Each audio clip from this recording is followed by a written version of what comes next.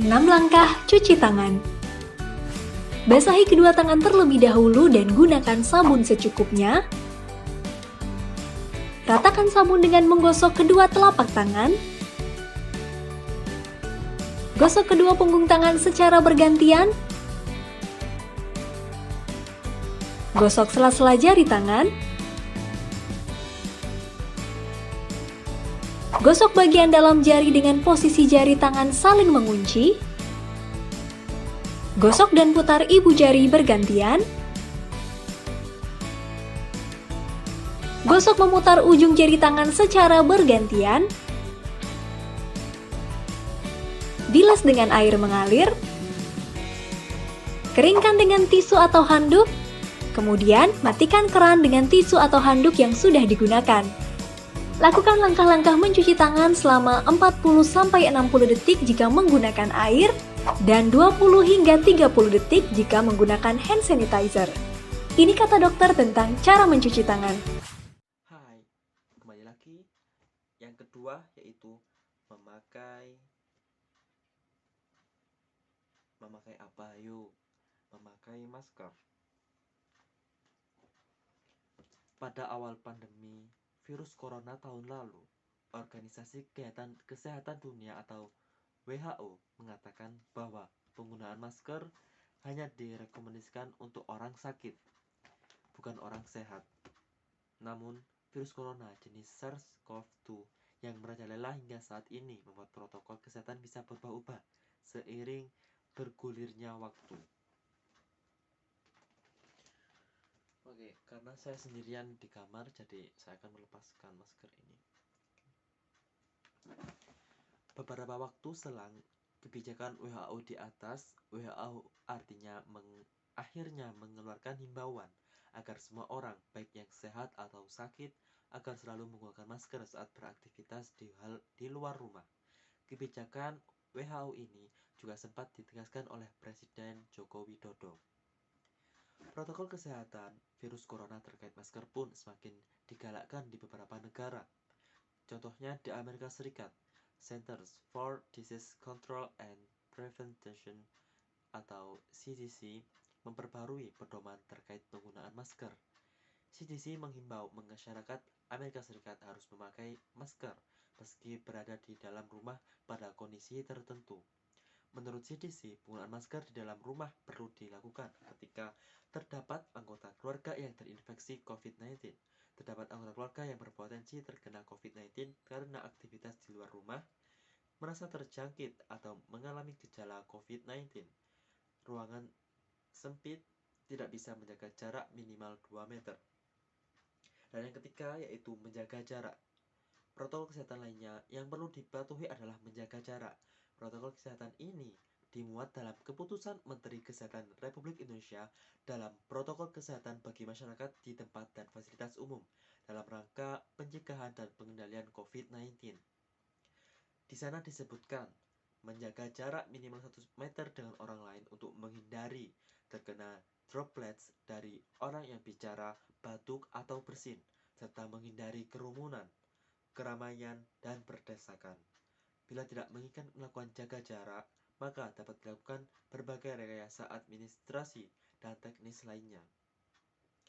Rekayasa administrasi dapat berupa pembatasan jumlah orang, pengaturan jadwal, dan sebagainya. Sedangkan rekayasa teknis antara lain dapat berupa pembuatan partisi, pengaturan jalur masuk dan keluar, dan sebagainya. Yang keempat yaitu menjauhi kerumunan. Selain 3 hal di atas, menjauhi kerumunan merupakan protokol kesehatan yang harus dilakukan.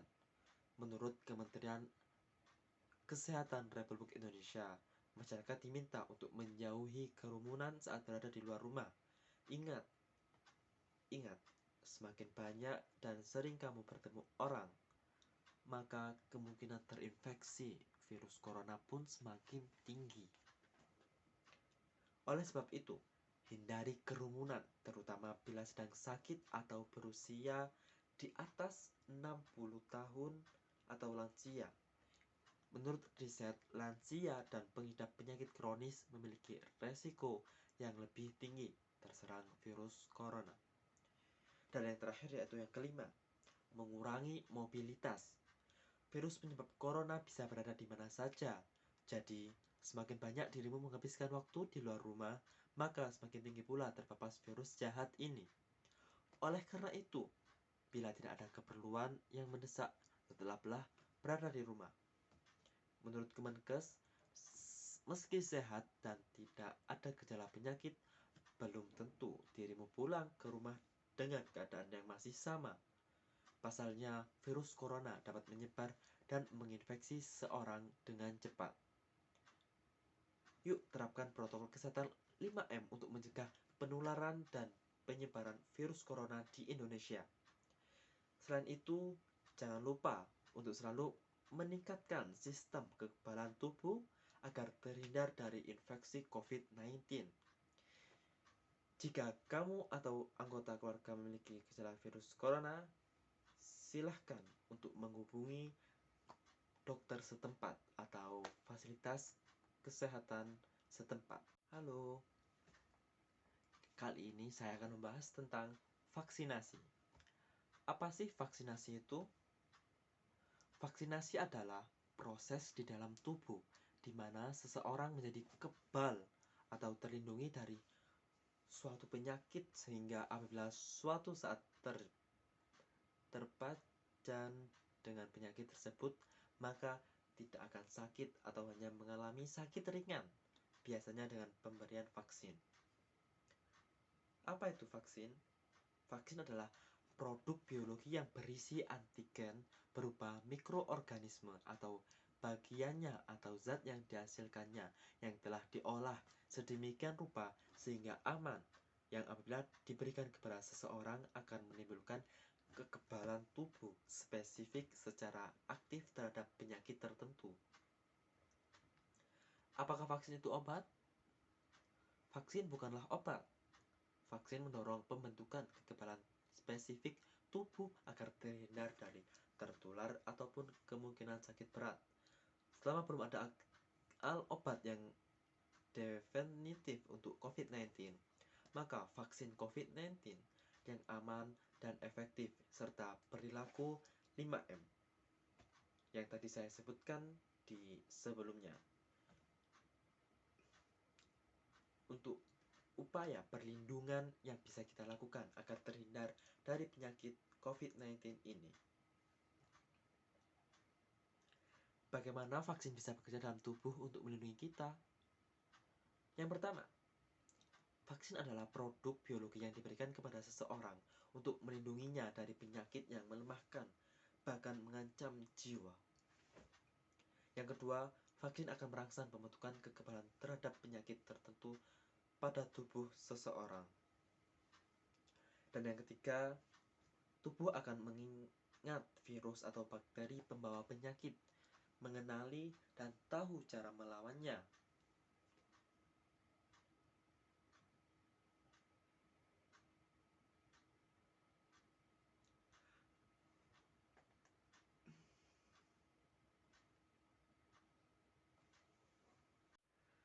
Siapa saja sih sasaran penerima vaksinasi COVID-19? Yuk, simak penjelasan berikut ini. Oke. Jadi, kelompok prioritas penerima vaksin adalah penduduk yang berdomisili di Indonesia yang berusia lebih dari 18 tahun. Kelompok penduduk berusia di bawah 18 tahun dapat diberikan vaksinasi apabila telah tersedia data keamanan vaksin yang memadai dan persetujuan penggunaan pada masa darurat atau Emergency Use Authorization atau penerbitan nomor izin edar dari Badan Pengawas Obat dan Makanan.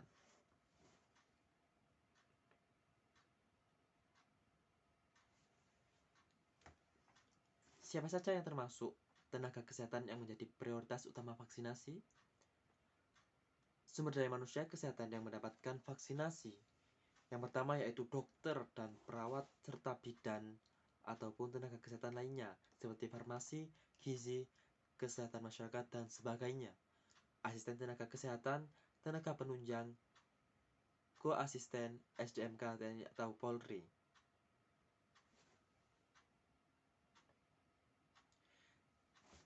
Dan tempat untuk melaksanakan vaksinasi biasanya yaitu dilaksanakan di fasilitas pelayanan kesehatan milik pemerintah pusat, pemerintah daerah provinsi, pemerintah daerah kabupaten atau kota, atau milik masyarakat atau swasta yang memenuhi persyaratan meliputi yang pertama puskesmas atau puskesmas pembantu, yang kedua klinik, yang ketiga rumah sakit, dan atau yang keempat unit pelayanan kesehatan di kantor kesehatan pelabuhan.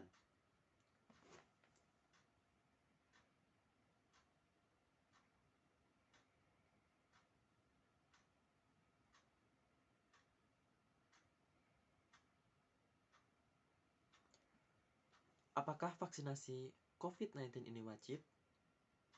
Masyarakat yang mendapatkan pemberitahuan melalui SMS Blast wajib mengikuti pelaksanaan vaksinasi COVID-19.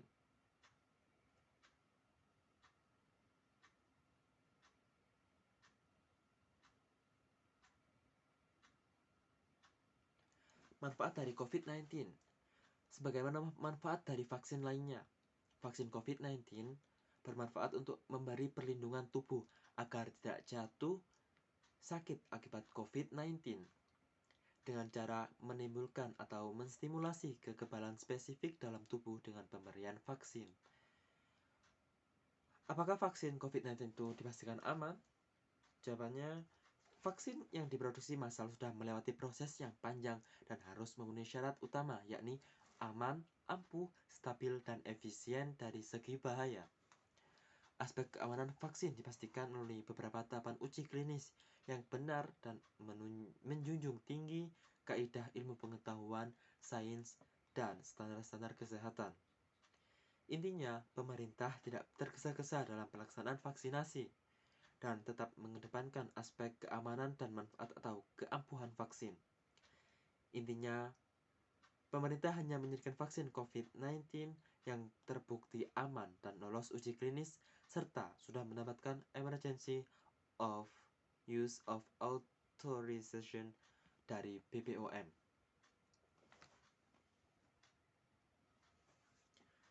Apakah vaksin COVID-19 akan melindungi kita dalam jangka panjang? Dan seberapa ampuhkah vaksin ini melindungi kita dari penularan? Masih diperlukan penelitian lebih lanjut untuk mengetahui tentang periode jangka panjang dari perlindungan vaksin COVID-19 ini. Efektivitas atau seberapa ampuh suatu vaksin dapat melindungi dari penularan penyakit dapat dilihat dari hasil uji klinis fase 3. Berdasarkan data hasil uji klinis fase 1 dan 2 serta fase 3 yang dilakukan di negara lain, vaksin yang tersedia terbukti aman dan dapat meningkatkan kekebalan terhadap COVID-19.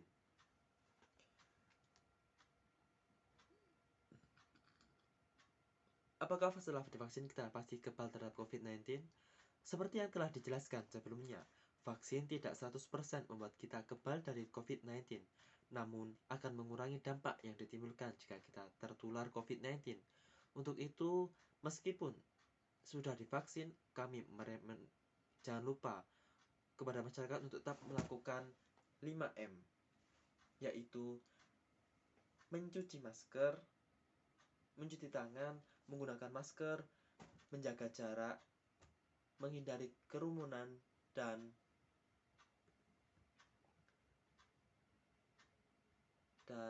mengurangi mobilitas. Baiklah, sekian yang bisa saya sampaikan. Apabila ada banyak salah kata atau ucap, saya mohon maaf yang sebesar-besarnya. Akhiron, wassalamualaikum warahmatullahi wabarakatuh.